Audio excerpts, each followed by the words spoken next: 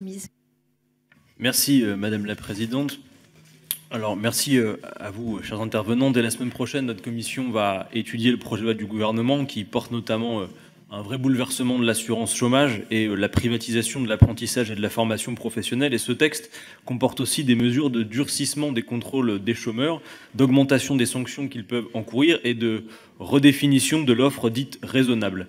La mise en place d'un fameux journal de bord mensuel va être expérimentée, journal qui devrait être rempli chaque mois. Et pour nous, il s'agit d'un outil d'infantilisation des demandeurs d'emploi. Or, comme nous, vous savez bien que même un bracelet électronique ne suffirait pas sur la cheville d'un chômeur à masquer une réalité que vous connaissez bien, qui est la pénurie d'activités et d'emplois pérennes que connaît notre pays.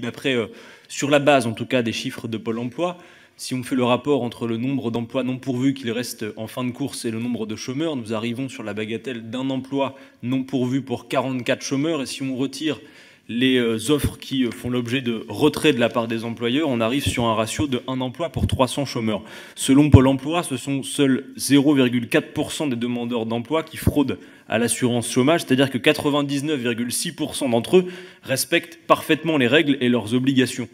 Toujours selon Pôle emploi, la fraude à l'assurance chômage ne représente que 60 millions d'euros par an et son taux de recouvrement atteint 90%. Alors je souhaiterais soumettre à votre réflexion la mise en perspective de ces chiffres avec d'autres chiffres, ceux de la fraude patronale aux cotisations sociales, que vous connaissez aussi, qui, elle, dépasse chaque année les 20 milliards d'euros.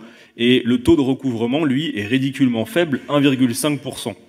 Donc je soumets cela à votre réflexion et vous demande, puisque vous êtes soucieux, et je le comprends, du respect des règles, chers représentants des organisations patronales, je vous pose la question, comment peut-on accroître correctement le contrôle sur les patrons de telle manière à pouvoir mettre fin à ces fraudes considérables qui représentent des sommes sans commune mesure avec celles qui sont en cause concernant la prétendue fraude sociale. Je vous remercie pour vos conseils.